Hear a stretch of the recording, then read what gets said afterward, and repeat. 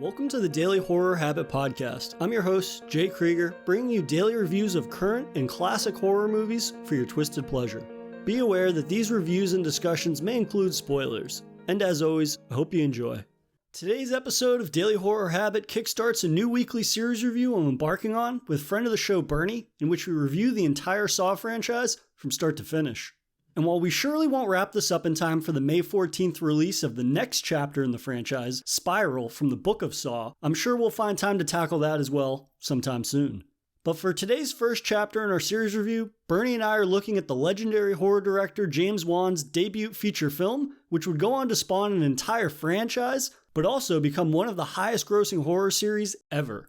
Currently streaming on HBO Max, 2004 Saw was directed and written by James Wan and co-written by Leigh Whannell, and to say it had a monumental impact on the horror genre would be an understatement. The film not only spawned an entire new controversial subgenre, but it would spawn numerous sequels and solidify itself as an iconic horror franchise. Saw kicks off with two men, Adam, played by Leigh Whannell, and Dr. Gordon, played by Cary Elwes, who wake up chained to opposite ends of a wall of a decrepit bathroom.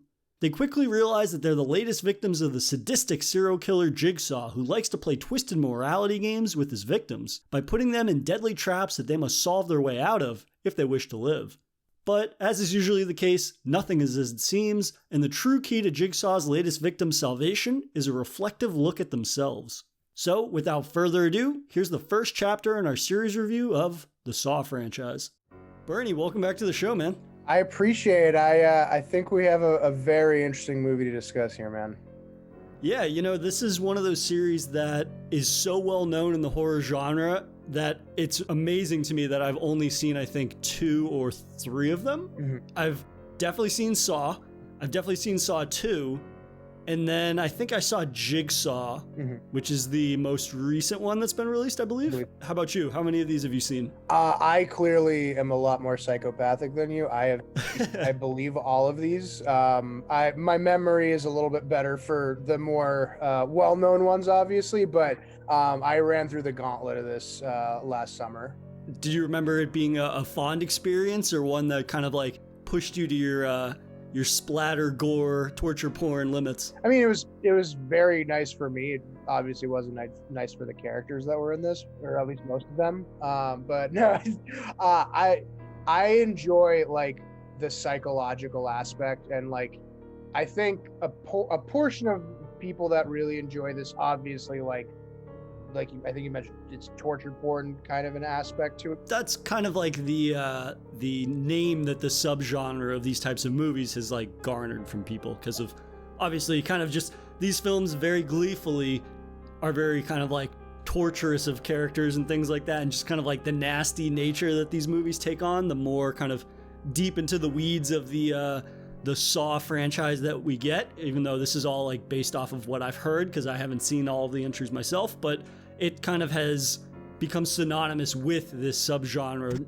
name of being torture porn. Right. And I mean, I personally, especially, I think the first 2 or 3 have a really good storyline attached to them, or one that is, I don't think it's given enough credit for how good it is. Because I think if this was just an amalgam of different like torture scenes, it would just not, there wouldn't necessarily be a flow to it.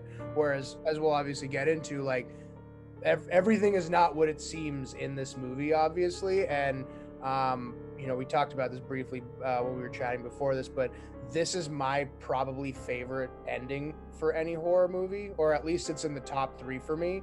So just all those things together, this is, like you mentioned, this is one of the more iconic horror movies, and definitely in terms of like the franchise, is definitely one of the more favorite ones that I have in this genre. Before we really get into Saw, this is one of those films that was very formative for both of us, I think, in a lot of ways, because for me at least, this was one of those movies that I heard about before I ended up actually seeing it, right? Because when this came out, you and I were in middle school. Obviously, I don't think that we were necessarily watching movies like Saw, but it was a movie that its reputation really kind of preceded it in a lot of ways, right? It's this movie that became notorious for being so fucked up and twisted and graphic and gory. And while I had seen horror movies before, going into this movie as a kid, I remember just being almost like anxious about it because it was the first horror movie that I had heard like a lot about. And that I think is something that people that didn't grow up with the people that have grown up with the internet really can't understand in a lot of ways. Like by the time we were in middle school, like we had the internet, but the internet and the ways in which we utilize it now, obviously were very different back then. So a lot of the ways that I found about movies were from my grandparents, because they would record stuff, and then when I'd go visit them, they'd show me, or they'd want to show me like classic monster movies and things like that.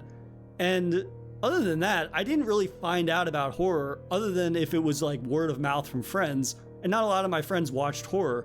And so to be so hyper aware of a horror movie before I even saw it, or before I even saw a trailer on TV, was like a very sort of big formative event in my kind of like horror adolescence in a lot of ways. And I'm curious, kind of like, do you remember the first time you heard about Saw, or maybe even the first time you saw it? I definitely remember the first time I saw it. I believe I was a freshman in high school, so like 13. It was probably two or 3 years after this came out. We've talked about so many movies, so it's interesting thinking about this. Like the gore that we saw, and don't get me wrong, there were very gory movies before Saw, right? The one that instantly comes out to me, it's not necessarily gory in the way that you think of it, but we talked about Night of the Living Dead at one point a while back.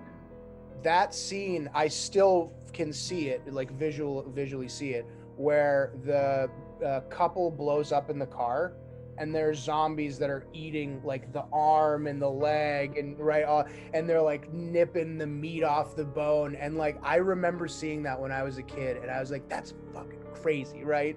Yeah. And then you compare and contrast that with like what happened in this movie, and Night of the Living Dead really kind of becomes child's play in the sense of the gore that it is associated with it.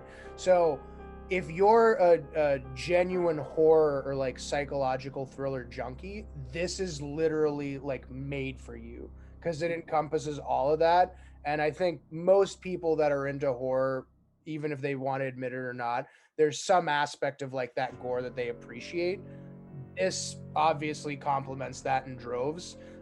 So like, again, there's an iconic scene, I think, in this movie as well, at the end we can talk about, but Saw to me is just, it has so many pieces to the puzzle, pardon the pun there, but that are enjoyable, between the actors that come into this throughout the series, and in my opinion, most importantly, like the acting of Tobin Bell. It's such a phenomenal movie. Yeah, it's a movie that I think people forget how structurally sound the first film is in the franchise, I think, because, like, again, there have been so many of these movies. I think there's been 8 of them, and the spiral from the Book of Saw is going to be the 9th, and then supposedly there's going to be a Saw 10 in the future. And I think people forget, and I mean, the style that the first 2 films are, or at least like structurally how those films are made and how they're really roped up into this like mystery detective aspect to them. The rest of the films in the series, from my understanding, and you can correct me, are not like that in a lot of ways. There still is some of the mystery detective angle, but it is much more in the vein of garnering that sort of notorious nature of being referred to as like torture porn, and that it moves away stylistically in a lot of ways, or maybe even just like filmmaker temperament from like James Wan's vision for the original moving into the other sequels. And so that was what surprised me the most in revisiting this movie. And I mean, yeah, like you, the first time I saw it was in high school, and then I probably saw it over the years, but I hadn't watched this movie in a long time. And so that's what surprised me the most in getting to revisit the original, was just how roped up within the sort of detective mystery angle it is. And there really isn't a lot of sort of like the torture scenes that the film and the franchise are so well known for. And yet those few instances of that still remain very effective, even if they're not as graphic as I remember them being. It's interesting how this film and the franchise are so notorious for how gruesome and graphic they are. And yet, I mean, at least maybe it's because of the type of horror I've been watching over the course of my life, but like watching this, the unrated version of Saw, it felt far tamer than I remember. And yet I think it's evident that while these are probably the tamest kills in the franchise, like James Wan is still able to make them very effective, even if when you compare them to the other ones or the other traps, they might not necessarily be as brutal or as sort of just gory. Yeah, I mean, I think you hit the nail on the head. There's a component to this, and I think it's a very underrated one. The detective aspect to this is crucial because I'm not going to ruin the other Saws, but for the most part, you know who the bad guy is in the second Saw, right? You have no idea what's going on in the first Saw. You're in the dark just like the detectives are, versus in the second Saw and so on until, again, I won't spoil it, but you have some sort of an understanding of like who the bad guy is and, you know, who to root for. You have no earthly idea what's going on in this movie because in the first 20 minutes, you're like, I'm totally on the detective side. And then slowly but surely you start to see like Danny Glover's partner ends up getting killed. He gets fired, or I forget, they put him on desk duty and relieved him at some point, right? And then he hires, you know, somebody that's crucial to this movie in a very ominous kind of a way. And so again, you know, and this is the type of horror that I love. You don't know who to root for by, you know, the hour 10 mark. And this movie is always like, what, 90, 95 minutes? I mean, it's not too long. So like, you're just always on your toes. And the more that's unraveled with this movie, the more questions you have. It's not clarifying necessarily anything. You're like, who the hell kidnapped this family? Or how did these guys get into this room, this abandoned, you know, whatever you would call that, building that has like this basement structure in there, right? There continues to be questions that are needing to be asked without answers associated with them. And so that just, to me, that makes this movie so much more powerful than a lot of its contemporaries that are similar in that tortured porn realm or genre. Yeah, I think that's a great way to put it, in that you really spend a great deal of the first film in the shoes of the characters to a certain extent, not knowing what's going on, because there are all these people that are interacting with one another, and yet nobody knows for sure what is going on, right? There's this notorious serial killer named Jigsaw out there who kind of has this very twisted morality where they say like, oh, he's never killed anyone. He always finds a way to make his victims kill themselves, which I think a court of law might see that a little differently, but it's one of those things where I think it's interesting that you're able to really introduce this film where it's like, okay, you've got the central antagonist, and yet we don't really know who we can trust in terms of the other players in this, whether it's Adam or Dr. Gordon or the cops. Everybody seems to have their own sort of like mysterious backstory or their own motives. I think the detective angle maybe kind of feels a little more like trope and cliche heavy in terms of like, oh, it's the grizzled cop that let the case get to him and it's ruined his life, but now this is all he's got kind of thing. But at the same time, I like that there's that sort of unknowingness to the film that really does make it feel like it's a mystery in a lot of ways. I mean, there's also this great element where each mystery, whether it be the cops trying to unravel the mystery or Adam and the doctor that are in the bathroom trying to like pick apart the room, almost like an escape room, right? Kind of like before escape rooms were hot. It's this more like fucked up version where they're trying to pick apart pieces of the environment to find clues. And then it reveals a little bit more about their situation, but also a little bit more about one another. And that's an element narratively that I think does a really great job of pacing out those sort of, again, we're going to end up beating that phrase to death anyways during the course of our series review, but that sort of like torture porny moments, those are broken up really, really well. And that was something that really surprised me because, again, my memory of this series is so tied up in sort of the notorious nature of it and sort of just like what it's known for. And yet the first film is not really that, right? There's still these moments of violence and gore that still are fairly shocking, but at the same time, it's nothing that we haven't seen before, but they're paced out really well to the degree that they're more effective than they are just kind of like casually shocking. Because I think back in the day, these were definitely shocking. You've never seen anything like it to a certain degree. And so to really see those age well within the structure of the film, I think is very refreshing and a welcome surprise. Yeah, no, 100%. I mean, we can't talk about this movie without giving credit to Tobin Bell. The way that he and the director are masking like who he is, and he's narrating to an extent this whole thing. It's just fantastic. What was your, getting into like the actual storyline, right?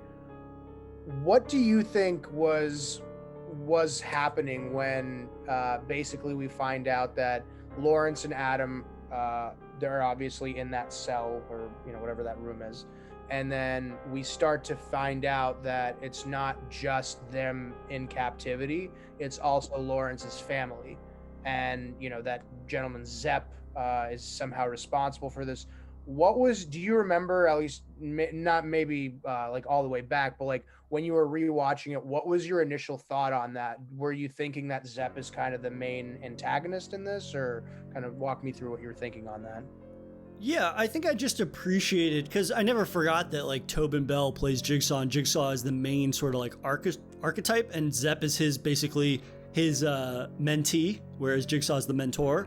But I just remember being impressed that it was more complex than just two guys in a bathroom. And this is something that I don't think enough people give this film credit for, is that this is really like the pinnacle of indie filmmaking in terms of, this is such a simple setup.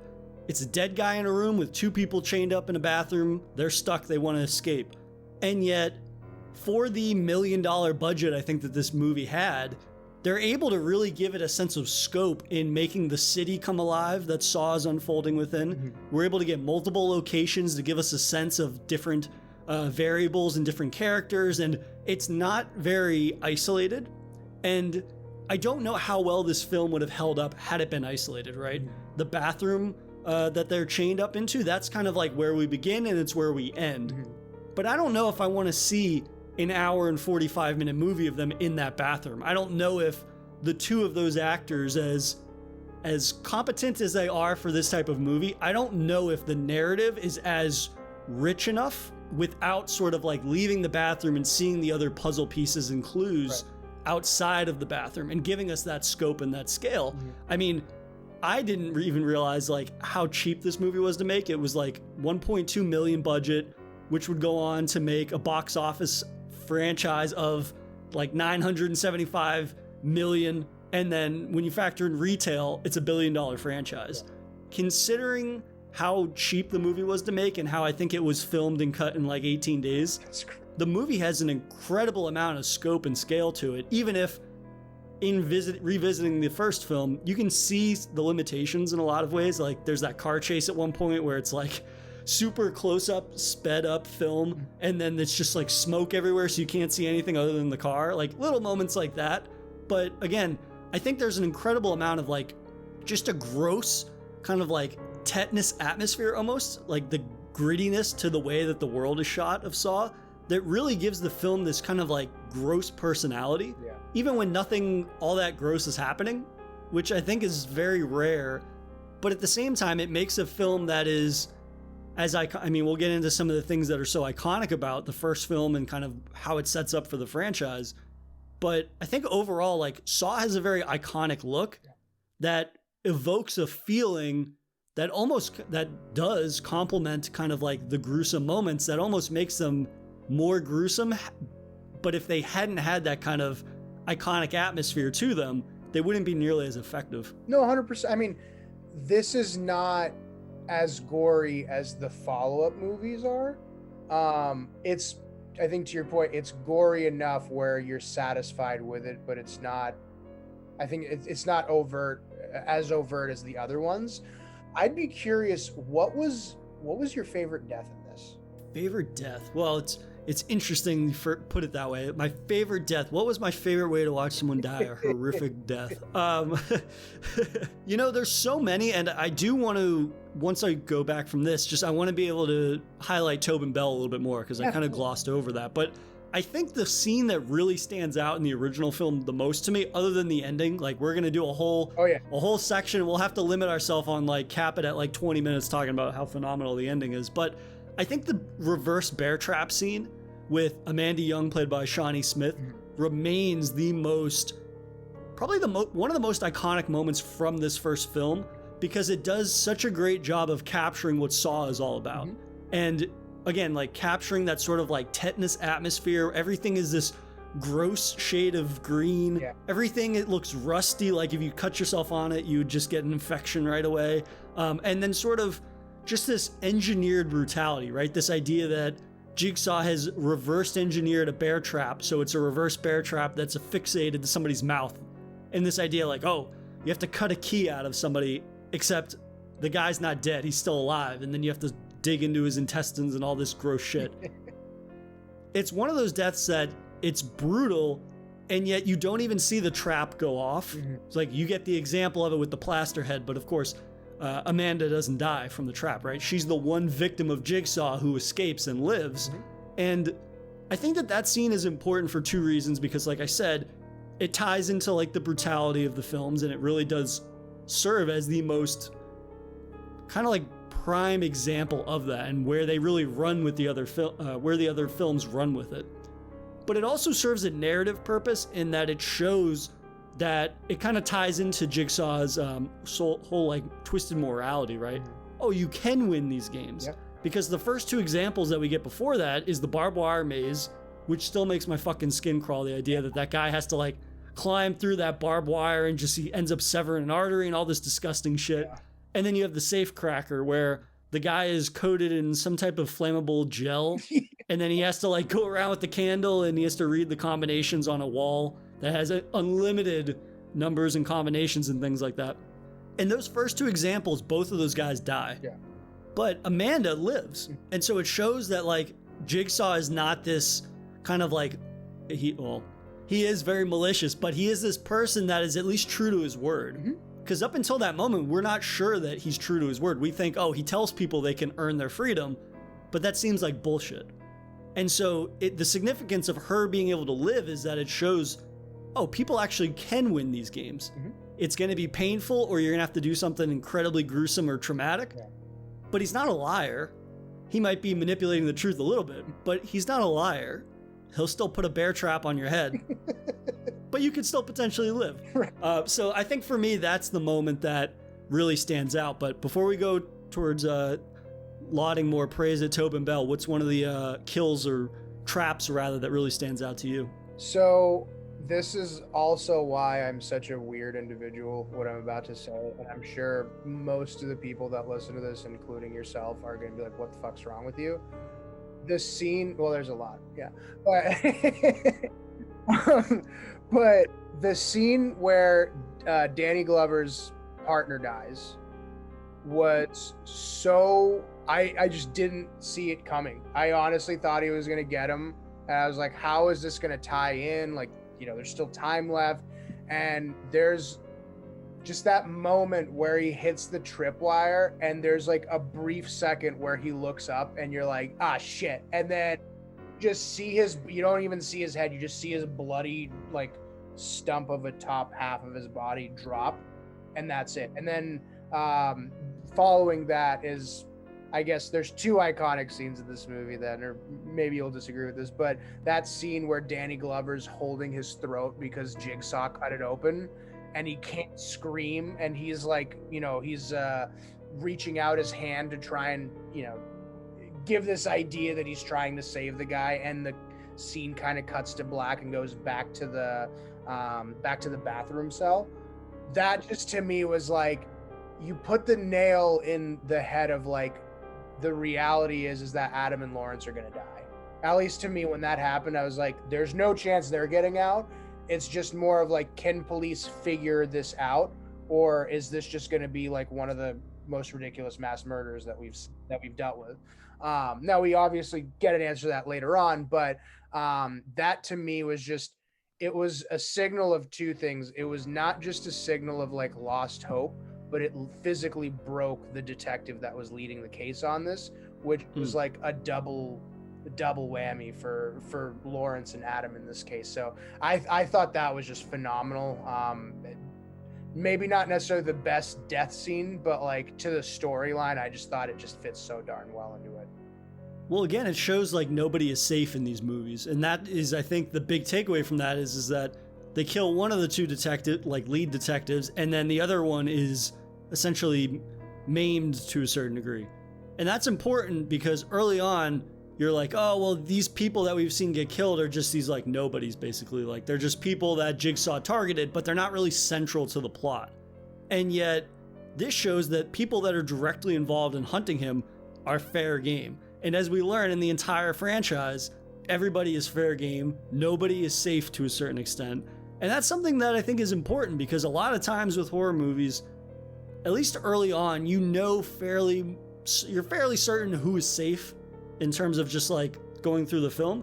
And yet this shows that like, hey, these key players can get killed at a moment's notice. And that makes it more suspenseful to a certain degree. This idea that like, oh, any of these people are disposable, even if they're portrayed as being central to the narrative. Mm-hmm. And I think that that's really interesting. And another element that, I don't know, maybe such young and eager filmmakers like James Wan and Leigh Whannell would not, like, if they weren't as eager as they were, maybe they would have gone a safer route. Yeah. But I think it's interesting that it shows that like these young, eager guys are willing to do what a lot of people probably are not. They're willing to be like, fuck it, man.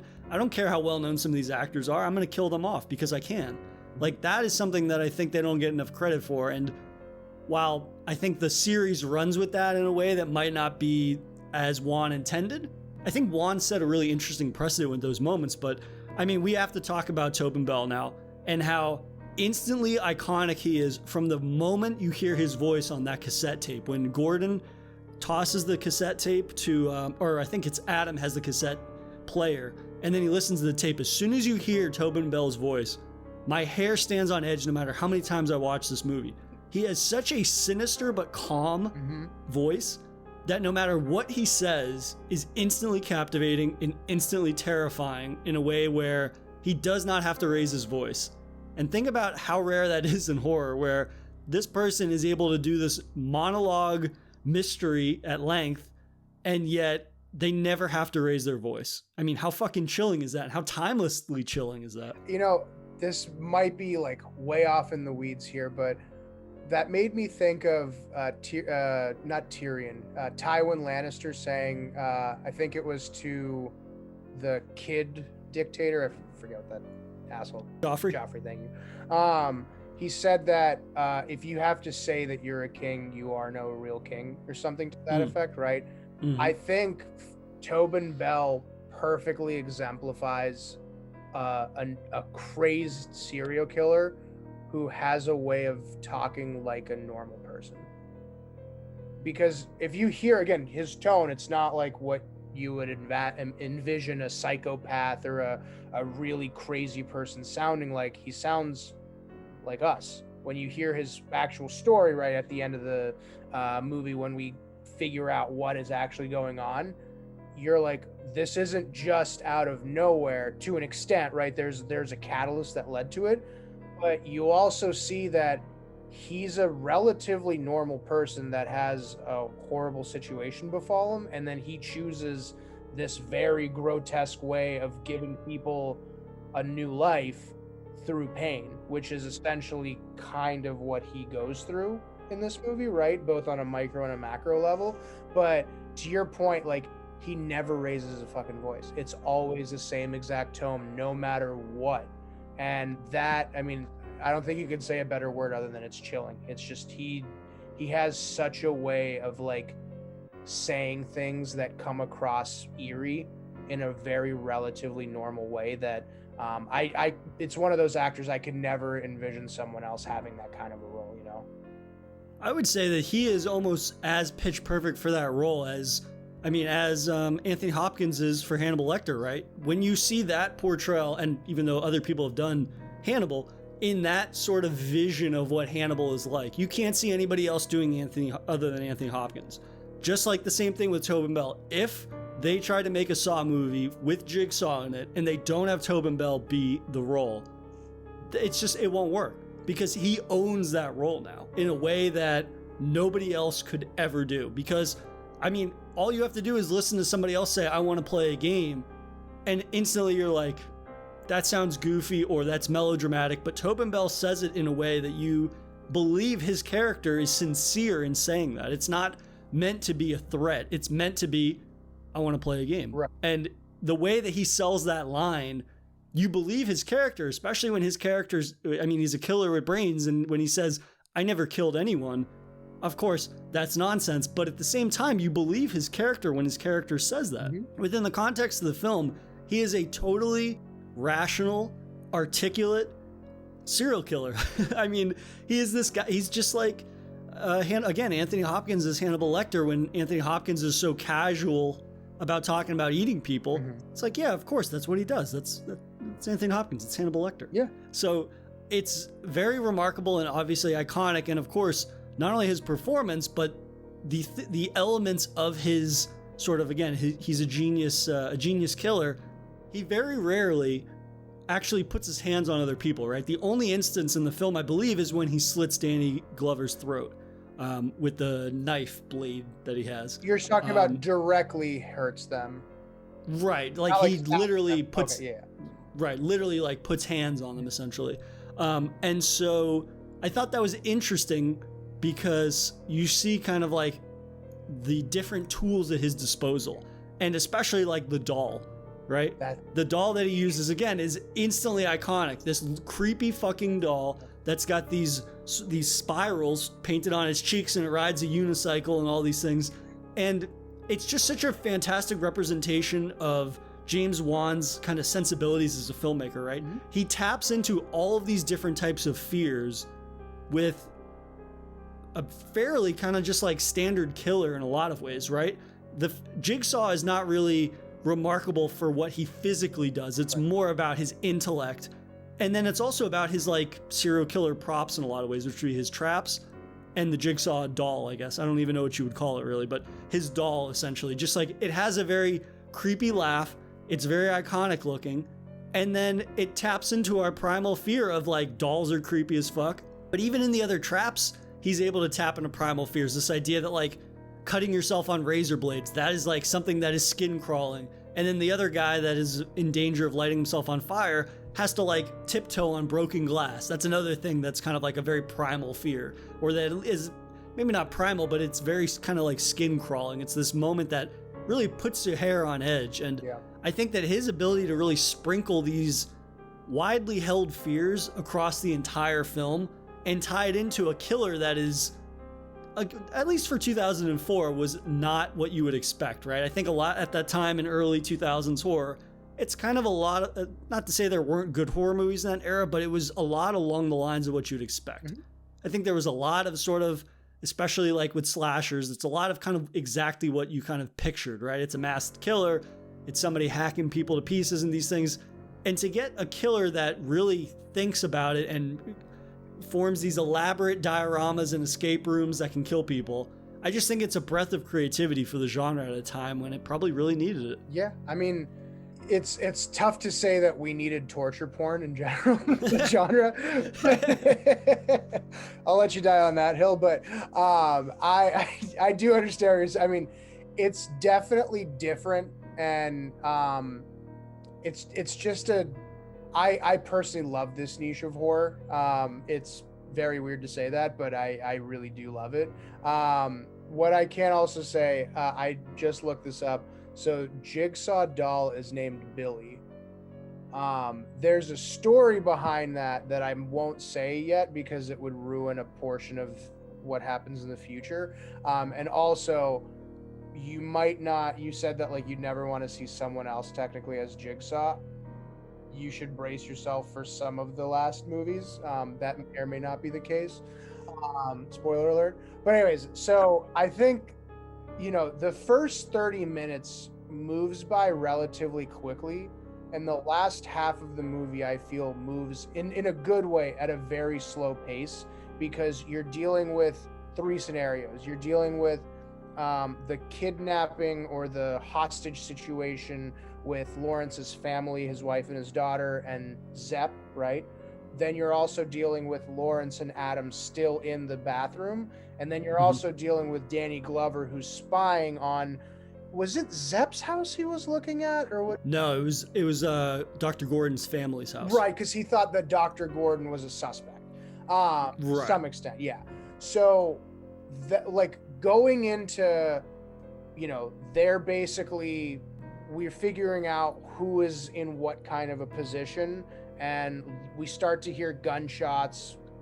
Danny Glover's character runs in, right? Walk me through, did you like that aspect of it, or did you think that kind of slowed down the pace a little too much, if that makes sense? I think it definitely has not aged the best, some of those elements. Like earlier I was talking about the idea that I really like it being tied up into a detective mystery angle. Mm-hmm. And while I think this film definitely suffers had it not had that angle, mm-hmm. that angle is not portrayed the best in this film. I think it is very kind of trope heavy. It's very cliched. It's kind of a lot of the same beats again. The grizzled detective who lets the case overthrow their life, and then it basically becomes their life kind of thing. My partner got killed and all this shit. I lost my wife, my family. I think that it's remarkable that they were able to get what they did with that budget. Mm-hmm. At the same time, though, I think that those scenes show the limitations of the budget in a lot of ways. Like having that shootout, having that kind of like brief car chase, like those are not the best choreographed scenes out there. And I mean, they do what they need to do for this film, I suppose. And when you watch this movie with the lens of it being an indie film, you understand that. And it's kind of remarkable how well it looks for the budget. But at the same time, like, I couldn't stop thinking about the idea that, like, okay, this is like getting in the way kind of the narrative I actually care about. Because while I appreciate the multitude of narratives, at the end of the day, I'm more interested in Dr. Gordon and Adam's narrative in the bathroom. That's the narrative that I want to focus on. And every time we leave the bathroom towards the end of the film, I started to get a little annoyed. I'm like, okay, bring me back to the bathroom, because that's the mystery I care about. And I think sometimes they lingered a little bit too much on Danny Glover's character, this idea that he's across the street creeping on them and he's doing all this vigilante cop justice type stuff. And I was like, okay, I get it, right? I've seen this before. Mm-hmm. Yeah, we need to move past this a little bit. But yeah, it's interesting. It's this kind of like double-edged sword where it's like the film would be, I think, much worse off had it not included those bits.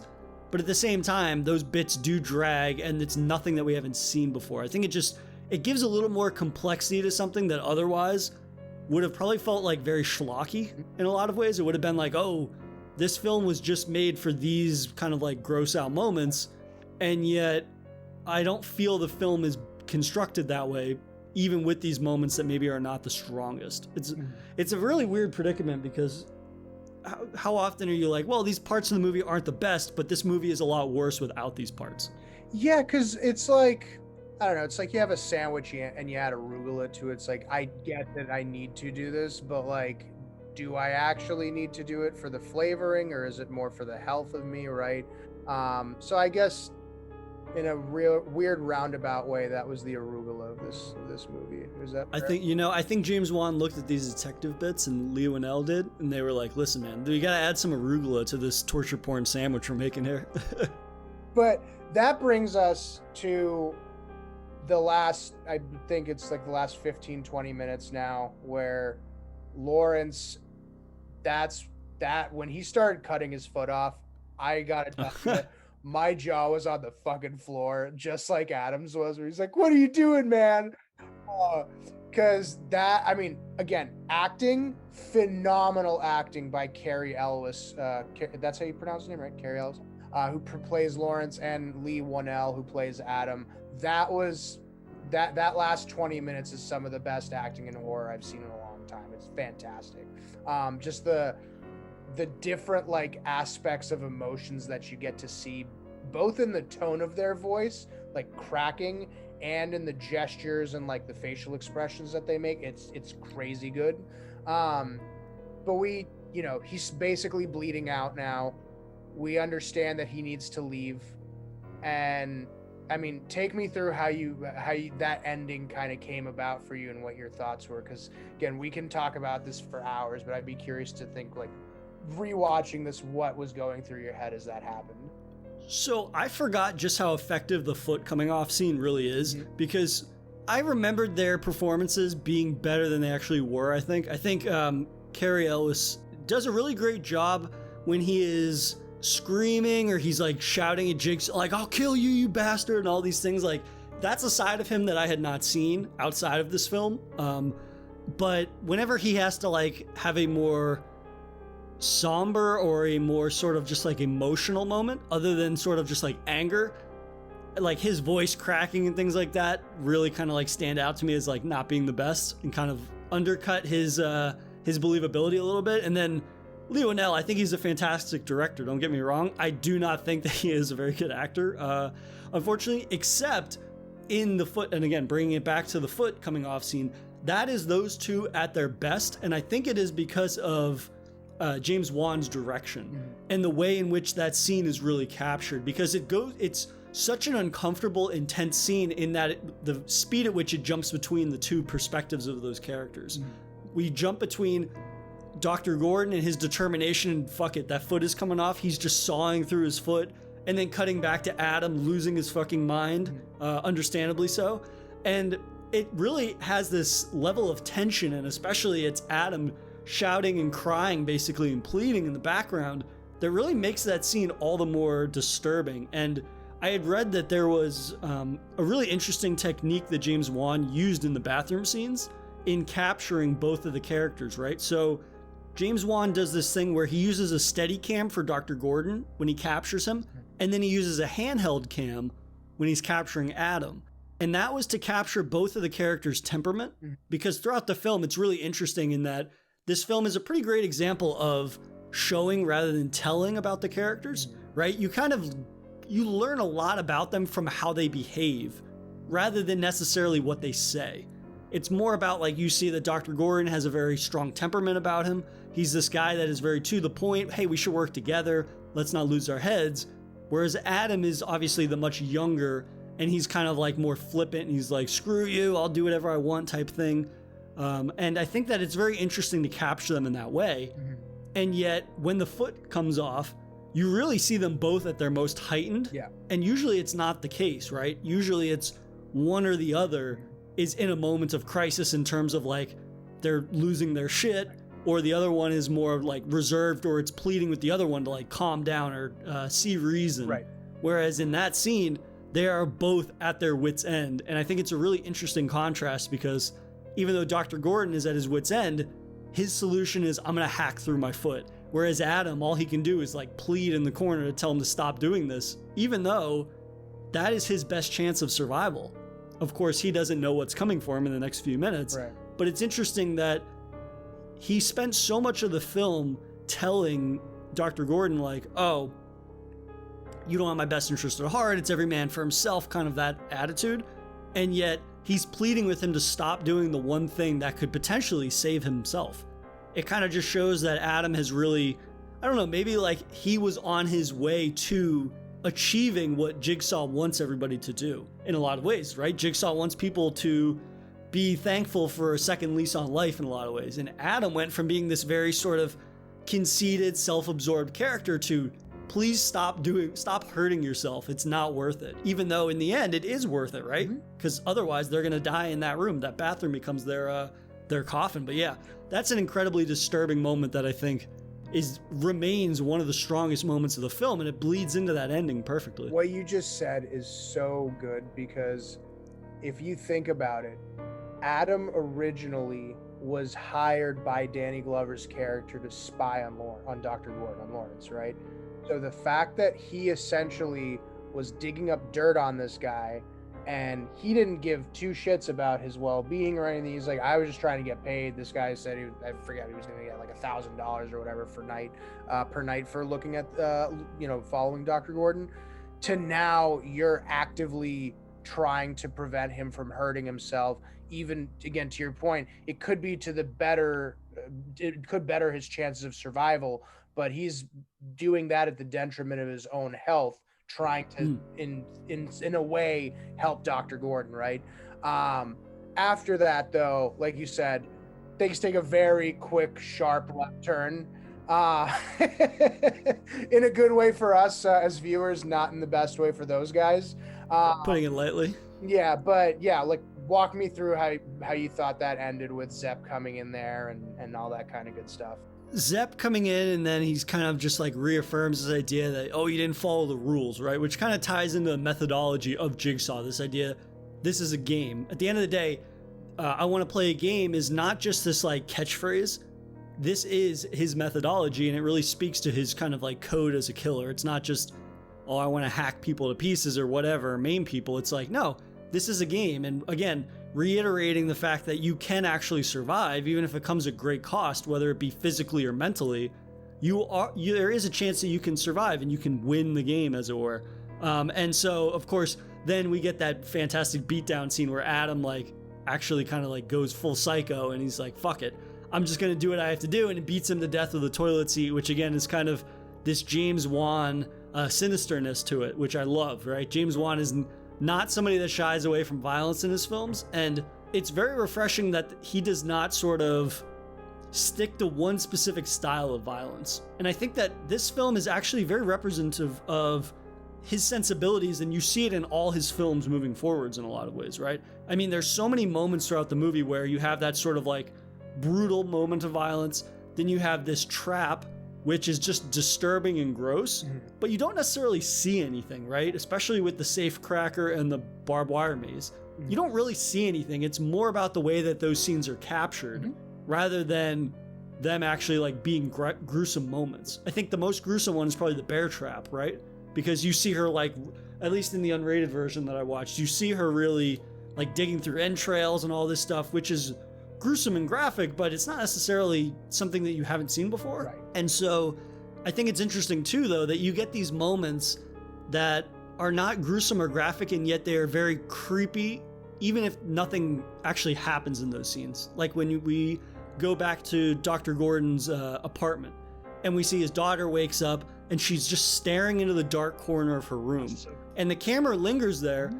And she says, oh, there's somebody in my room. But in that scene, you can't actually see anybody. Right. And yet the corner of the room is so dark that there could be somebody there. Even though we learn, of course, that Zepp is hiding in the closet, because there's actually a moment that, I don't know if you're familiar with the film Black Christmas, but there's a nod to Black Christmas, which is a slasher from the 70s. When the camera zooms in on his eye, in Black Christmas, the killer Billy in that, there's a scene just like that, where it's just like his eye is like looking around all inquisitive, and he's like getting ready to kill somebody. But that scene I think is very interesting because it shows James Wan's sensibility of playing with space, because James Wan is no stranger to like highlighting the shadows in one scene, there's nothing there, leave, come back to that, and then we revisit that, and this time there is something there, and something jumps out of the shadows at you or whatever. And so I think this film is very indicative of his style moving forwards, and it's not a surprise that this is his debut. And then we see these moments evolved on in his other films. But in terms of just like the ending of Saw, this still remains such an iconic end scene that hits like very few scenes do, and it ages beautifully. Yes. Because it's such an oh fuck moment, because the camera lingers on Adam because Dr. Gordon has left the room, or he's crawled out of the room as he's bleeding out. And the camera zooms in on Adam while he's listening to that cassette. That was Zed's cassette, or Zepp's cassette. And then you just see this body rise in the background. And the camera doesn't zoom in on it, and it's not in focus. And that is what is so unsettling, no matter how many times you've seen it, no matter how often you are expecting it. Because you just see this blurry figure, and it's so matter of fact that it's almost like James Wan is saying, well, of course he's going to stand up. He's been alive the whole time. You didn't know that? And I think that that is such a remarkable moment, because it's just as shocking. It's just as disturbing, this idea that this person was lying here the entire time and you didn't know it. And that is the most oh shit moment. The solution was right under your nose. And that is a consistent theme, at least in the Saw movies that I've seen, and especially with how the film opens.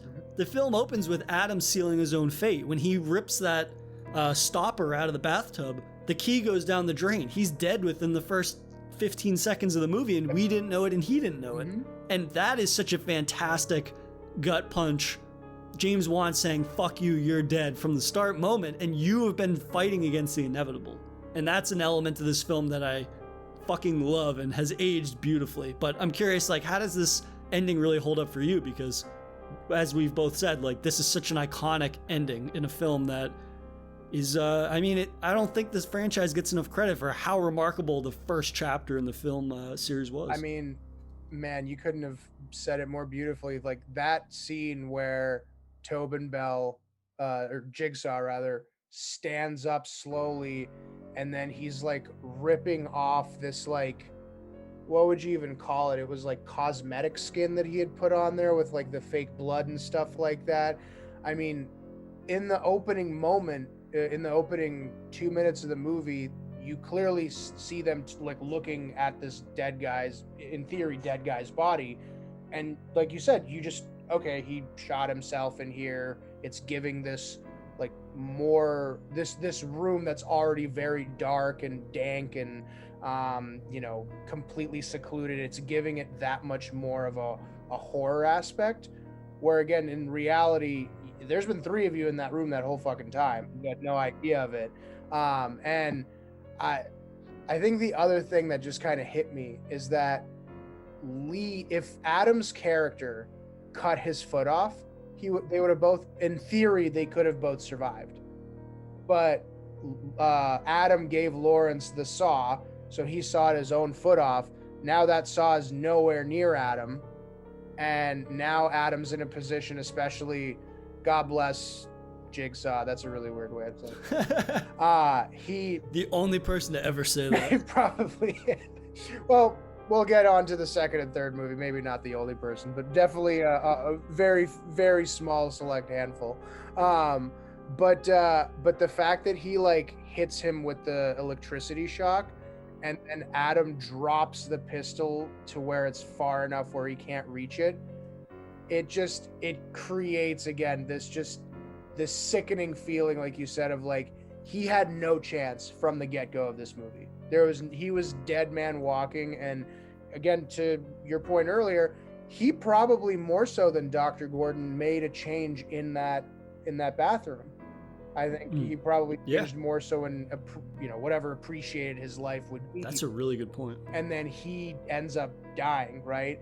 And again, that scene where the last words "game over" and he closes the door while Adam is screaming, and he's continues. It's not just that it stops; the screen goes blank, and you can still hear him screaming for another 5 seconds. That was just, I mean, man, that was such a good fucking ending. Like, I can't say enough how much I appreciate that, because we've both sat and talked about movies where the movie is great and then the ending is so lackluster, or it just takes a weird turn. And this movie, like, I think that the ending does it justice, but I also think to a sense that this, like, I don't necessarily know the best way of articulating it, but I freaking love that ending so much, man. So 2 things. I really like the way that you said that, in that Adam is the one that really does show the most change from the beginning of the film, and yet he shoots himself in the foot even at, like, twice he does, right? I mean, he not only flushes the key down the drain, but also he allows his temperament to get the best of him, in that when he realizes he can't saw through the chains, he breaks his hacksaw. That's why he throws it away. Right. And Dr. Gordon does not, because he has a better temperament. He doesn't allow himself to lash out or to kind of just freak out early on. And his hacksaw then he's able to use to cut through his foot, right? And I think that that's interesting, but also this idea that I don't think this film has a perfect ending necessarily, but I think it has the perfect ending for this film. Mm-hmm. And it's, again, like another double-edged sword in this idea that this film could not end any other way. Yes. This film has to end the way it does because it instills in us that there are no happy endings. And that is so signature to Saw and to what Saw is. And yet, from my understanding, the idea that the rest of the films take that to be sort of like the ideology of Saw, it incorporates a nastiness that I'm pretty sure James Wan has been on record saying was not his intention. Because if you go back and think about a majority of the film, it's a gross and a gruesome film, but everything feels purposeful. Every instance of violence serves a purpose. Mm-hmm. And from my understanding, again, I haven't seen all the entries in the film, all of those other films, structurally, the violence is there because it treats it as the main attraction. And that was never really the intention of the original Saw. The violence was a byproduct of this is a detective mystery and this is the killer and this is what he does, and it's shocking and it's different, and this is why it's noteworthy.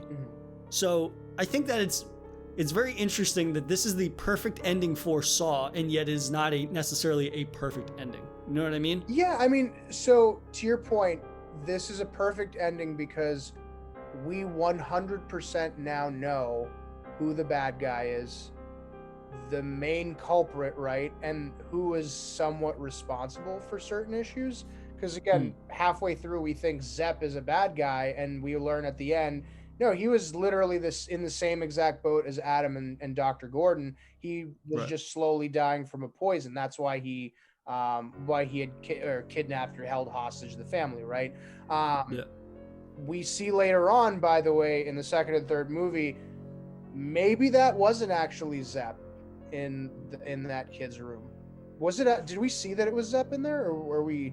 I just assume it is because he ends up in the apartment at one point. I would encourage you, and hopefully we can watch some more of these movies and talk about them. But you will see there is a character that I'm not going to spoil anything, but yeah, not everything is as it seems, I guess, is the best way that I can put it, to make it a little ominous.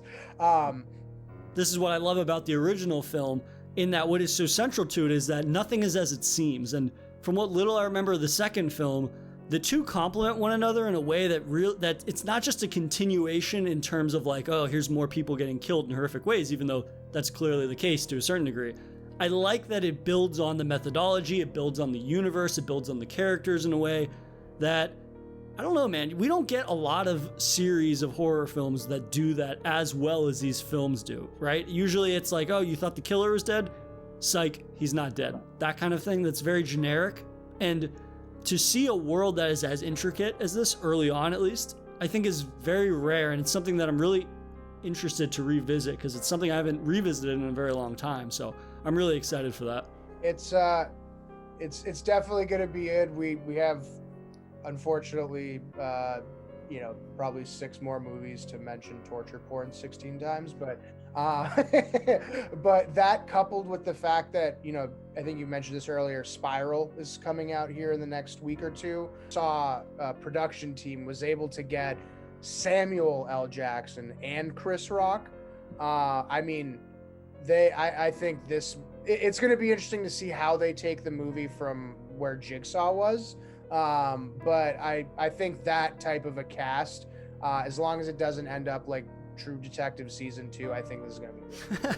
Yeah, I got a lot of Saw movies to catch on before that, but it is, I don't know, it's reassuring that we can start a franchise so strong and know that it builds in a way that maybe doesn't necessarily see a peak for a while, but then at the end of the tunnel, as it were, it seems that there is another entry, a more recent entry, that seems to be more in line with the original film, at least from what we've seen. Again, that's all based on trailers and what we've read, and it's all speculative on my part, but it's very refreshing to see where a series begins, to see the trials and tribulations, and maybe they try a lot of things that don't necessarily work, and maybe they get experimental, but then to at least have somewhat of a reassurance that it seems like it's going to be returning to its roots. That makes me even more excited to view maybe the entries that are not as remarkable or miss the mark, as it were. I think that it's interesting to see like what a series has to go through to get back to where it should be. And if anything, in obviously revisiting all of these other movies and seeing some of these for the first time, I just think it's going to make me even more excited and more appreciative of Spiral. If Spiral is really able to live up to the sort of pedigree of the original film, and it seems like it's heading in that direction. So I'm really excited to take this twisted torture porn journey with you. Odd way of phrasing it, but we can just run past that. No, but I'm definitely excited. I think we should definitely chat about Saw 2 here in the near future. But yeah, I mean, for all intents and purposes, I mean, would you put Saw, at least the opening movie, in like your top 5 horror movies all time, do you think? I don't think it's in my top 5 or even my top 10, to be honest. Okay. I think in terms of this style of movie, I really, really appreciate what it is, and I like that. And I guess I think In terms of like iconic horror, I would almost think of this as like a top 100 movie. And I know top 100 sounds like, oh, that's not that flattering, but in terms of all horror, this movie holds a special place, I think, in horror history in a lot of ways, because I think this movie does a lot better than what some of its competitors tried to do in a lot of ways. Like something like Hostel, which again, when you're talking again about torture porn type movies, those two movies, there's a lot of dots that you can connect between them. I think Saw is a much better made film than something like Hostel. Yeah. Where Hostel, I think, truly earns that sort of like torture porn pedigree, whereas something like Saw is much more structurally sound, and it has those gross moments, but they're not gross just for the moments themselves. It's almost has more to do with the buildup, how sparingly they're used, the atmosphere that's crafted. It's more about the way in which they are employed rather than the actual moments themselves. Whereas something like Hostel, for me, that movie is all those gory moments. Yeah. Everything in between those moments, I think, is garbage to a certain degree. It doesn't hold up well for me in a lot of ways. Narratively, specifically, it doesn't. But then again, like with Hostel, I'll always think about that Achilles tendon snap. And that's one of those movies that, like, when we were in high school, that was one of the scenes that everybody talked about, even people that weren't into horror movies. And we were trying to figure out which of our friends were able to sneak in so we could ask them, oh, how was that movie? Like, shit like that. So that, again, is like a formative movie in some ways, but I think Saw is a much more refined and a much better movie than those types of films. And so I think that that's a movie that definitely holds a special place in horror history. But for you, how does it rank for you? Because you're the Saw super fan. I mean, I super fan sounds a little too grotesque in this particular case, but I definitely this is I think it's a little bit higher on my ranking than it is on yours. But also, to your credit, I think you have a little bit more of a plethora of horror movies under your belt than I do. But yeah, I mean, maybe that wasn't the best question. The better question would have been, do you think the ending is a top 5 or top 10 ending rather than a movie itself? Is that a fair? I think the ending to Saw is probably a top 10 in terms of shocking, because it's one of those endings that you did not see coming for the entire film. Yeah. Obviously, you could not know that was Jigsaw because you didn't see his face because he was face down. And yet it's so shocking and sudden. And again, how they play with the foreground in that way that scene is shot, I think is, again, it's a phenomenal way of making the most out of very little. This is a very simple film. There isn't a lot that is shocking other than like, oh, this is a gruesome moment that pops out of nowhere kind of thing. And the way that they're able to take the most simple act of a guy standing up and have that be even more shocking, I think, than a lot of the traps and the kills in this film is just a really remarkable example. And it shows like how ahead of his time James Wan was, and this idea that like he was a filmmaker that his talent far outweighed that meager $1 million budget for this film in a lot of ways. And I think that it holds up as one of my most fondly remembered endings in just how fucking devastating of an ending it is. I think that's a perfect way of putting it, actually. Yeah, I think it's the most devastating ending to a horror movie that I've seen, or at least one of the top 3. When we do the second Saw movie, I'll think of another couple ones potentially like ending wise specifically, because I imagine your thought on the way that this ends versus the way that the second movie ends are going to be a little bit different, albeit still good endings, but in a very different way. But yeah, man, I'm so appreciative that you had me on again for us to chat about this. I'm definitely looking forward to chatting more about about torture porn with you, but about this Saw franchise with you, brother. As always, man, it was a blast having you on, and yeah, I can't wait to revisit this franchise with you, because it's one that I haven't revisited in a very long time, and I haven't even seen all the entries before. So it's going to be interesting to take this kind of this torture porn journey with you, and we can try to get we've now filled our torture porn quota, so now we're barred from saying that phrase ever again. But I'm looking forward to having you on again in the future, man, and this is going to be an interesting journey, to say the least. Very much so, brother. I appreciate it, man. If you enjoyed this episode, please subscribe to Daily Horror Habit on your preferred streaming service, and follow the show on Instagram at Daily Horror Habit, and on Twitter at Daily Horror Pod for episode updates. Thanks again for listening, and I'll see you guys next time.